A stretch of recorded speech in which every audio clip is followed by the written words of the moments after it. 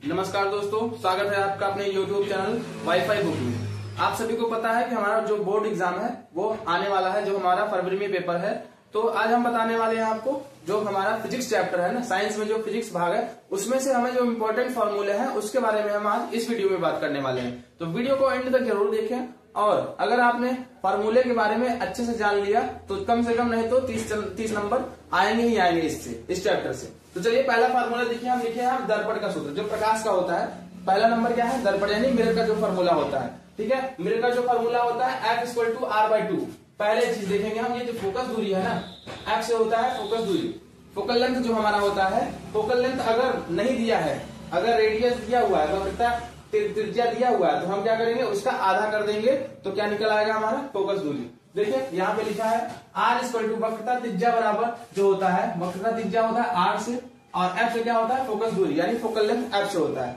चलिए अब देखिए फोकस दूरी, फोकस दूरी का सूत्र क्या होता है, ये दर्पण के लिए बता रहे हैं। फोकस दूरी का जो सूत्र होता है F 1/v + 1/u, ये निकालने का सूत्र होता है। अब देखिए यहाँ पे लिखे गया है कि F जो होता है ना, हमारा F जो होता है फोकस दूरी होता है इसमें, और u से क्या होता है वस्तु की दूरी जो होती है, ऑब्जेक्ट डिस्टेंस। ऑब्जेक्ट डिस्टेंस किससे दर्शाते हैं? u से। और v से क्या दर्शाते हैं? प्रतिबिंब की दूरी, यानी इमेज डिस्टेंस v से प्रदर्शित करते हैं। और एक तीसरा नंबर देखेंगे पॉइंट में, आवर्धन, मैग्निफिकेशन जो होता है m से इसको दर्शाते हैं। m से होता है मैग्निफिकेशन यानी आवर्धन। उसका फार्मूला क्या होता है? दर्पण में फार्मूला होता है -v/u। ठीक है, इसके बाद हम क्या बात करेंगे, अभी लेंस में भी उसका फार्मूला अलग होता है। ठीक है दोस्तों, चलिए इसका एक स्क्रीनशॉट ले लीजिए, उसके बाद हम समझाते हैं इसको।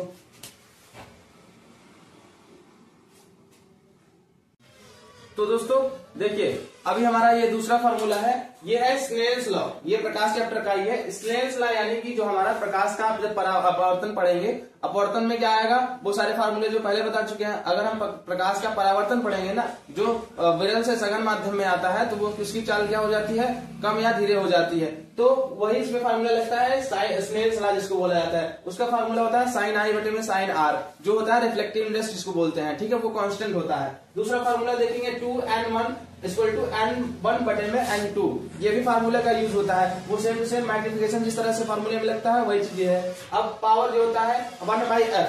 ठीक है, पावर का ऐसा यूनिट क्या होता है, डायप्टर होता है, 1/f होता है इसका फार्मूला। अब लेंस में समझते हैं, लेंस की फोकस दूरी निकालने का सूत्र क्या होता है, 1/f = 1/v - 1/u। देखिए दर्पण में जो होता है वो 1/f जिसमें प्लस लगा होता है दर्पण वाले में। अब लेंस में क्या लगता है, माइनस लगता है, बस इतना ही फर्क होता है। ठीक है, अब देखिए आवर्धन में क्या है कि जो उसमें था दर्पण वाले में, उसमें हम पढ़े थे कि -v/mu, लेकिन इसमें क्या है सिर्फ v/mu, इसमें पॉजिटिव हो जाता है यानी प्लस रहेगा, उसका आवर्धन का सूत्र हो गया। ठीक है दोस्तों, और इसमें फोकस दूरी का जो मात्रक होता है वो मीटर में ही होता है। ये चीजें हम अगली वीडियो में पूरे डिटेल में पढ़ा चुके हैं। फोकस दूरी, आवर्धन, ये सारा निकालना हम दृश्य में बता चुके हैं। अगर आपने वीडियो नहीं देखा है तो डिस्क्रिप्शन में जाके देख सकते हैं। चलिए आगे बढ़ते हैं, दूसरा, इसको स्क्रीनशॉट ले लीजिए। चलिए स्टार्ट करते हैं इलेक्ट्रिसिटी चैप्टर से। तो इलेक्ट्रिसिटी चैप्टर से देखिए ये पूरे फार्मूले यहाँ पे हम लिखे हुए हैं। तो सबसे पहला फार्मूला क्या है, Q = Ne, ये निकालने का फार्मूला है चार्ज यानी आवेश निकालने का फार्मूला है। Q से क्या होता है आवेश, यहाँ पे देखिए हम लिखे हुए हैं। तो N क्या होता है, नंबर ऑफ इलेक्ट्रॉन। ठीक है, नंबर ऑफ इलेक्ट्रॉन क्या होता है, इलेक्ट्रॉनों की संख्या। ठीक है, इसमें क्या होता है, नंबर ऑफ इलेक्ट्रॉन्स जो होते हैं वो N से प्रदर्शित करते हैं। इसका प्रदर्शित करने का चिन्ह क्या होता है N। और E क्या होता है, चार्ज ऑन इलेक्ट्रॉन। इलेक्ट्रॉन पे चार्ज कितना होता है, 1.67 × 10⁻⁻19 कूलाम। चार्ज का जो हमारा मात्रक होता है वो कूलाम होता है, इसको हम ध्यान में रखेंगे। और आवेश का मात्रक क्या होता है, कूलाम होता है। चलिए दूसरे नंबर पे ये फार्मूला आता है I = Q/T। ये क्या है, विद्युत धारा निकालने का फार्मूला।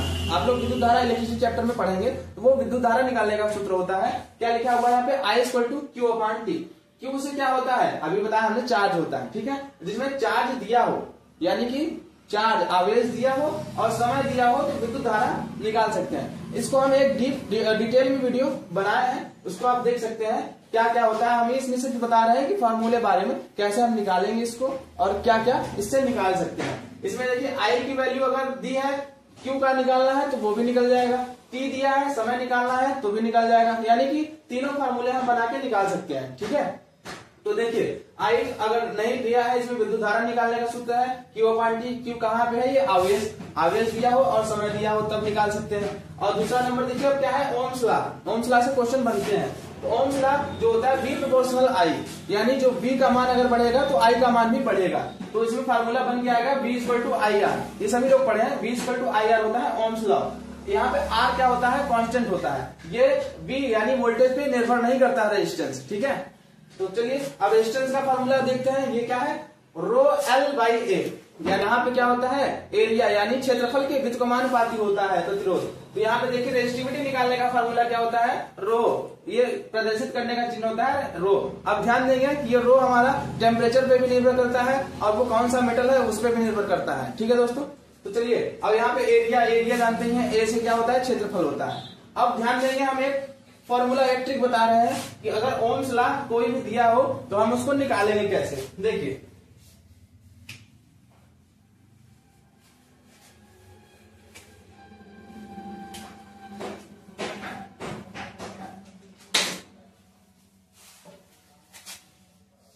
एक हम कोई भी ऐसे त्रिभुज बना लेंगे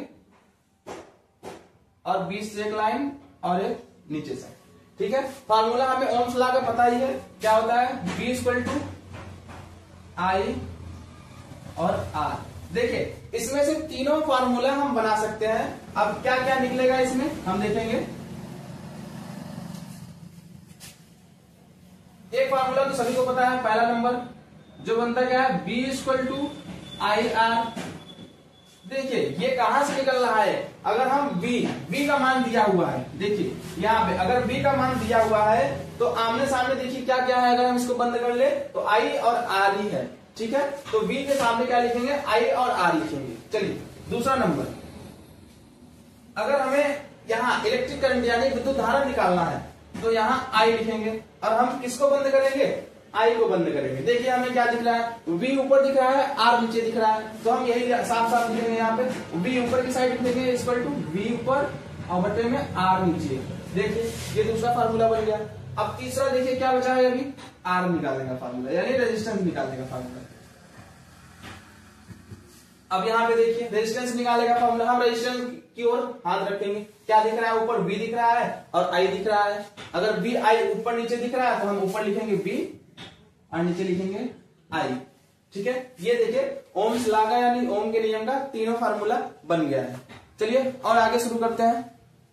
चलिए दोस्तों देखते हैं, ये हमारा इलेक्ट्रिसिटी यानी विद्युत चैप्टर का पैरेलल समांतर श्रेणी में अगर वो कोई भी रेजिस्टेंस दिया हो उसको निकालने का सूत्र, और ये समांतर और श्रेणी क्रम में दोनों का जो सूत्र है उसको कैसे निकाला जाता है उसके बारे में देखिए। ये है पैरेलल यानी समांतर श्रेणी में अगर कोई भी रेजिस्टेंस दिया हुआ है, जैसे ये लिखा है पैरेलल होता है, पहले यहाँ ऊपर फिर नीचे और अगर एक आग दे दे तो ये निकालने का फार्मूला क्या होता है।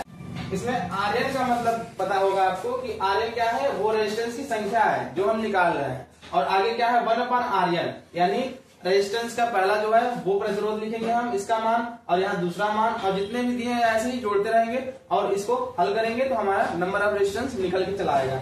अब यहाँ देखिए श्रेणी क्रम क्या है, श्रेणी क्रम में जो है इस तरीके से दिया रहेगा आपको, 1 ओम 2 ओम 3 ओम ऐसे ही दिया रहेगा। अब इसको बोलेंगे हम क्या, श्रेणी क्रम यानी सीरीज में दिया है।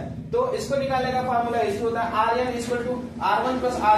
तो दोस्तों देखिए ये शक्ति निकालने का फार्मूला है जो पावर होता है। इसके कितने फार्मूले हैं, यानी 6 फार्मूले शक्ति में है और वही उष्मा निकालने का फार्मूला 4 है। इसको आप देख लीजिए, जैसे पहला नंबर क्या है, P equal to W upon T, ठीक है। W और T दिया हो तो पावर निकाल सकते हैं। दूसरा क्या है, I स्क्वायर R, अगर इसमें विद्युत धारा और रेजिस्टेंस दोनों दिया हो तो निकाल सकते हैं। और तीसरा क्या है, P equal to V square R, यानी अगर V दिया है और R दिया है तो निकाल सकते हैं। और ये भी वही फार्मूला है, P इक्वल टू VI, विद्युत धारा और वोल्टेज दिया हो, P equal to E by T, यहाँ भी निकल जाएगा। आप देखिए उसमें भी 4 फार्मूले हैं।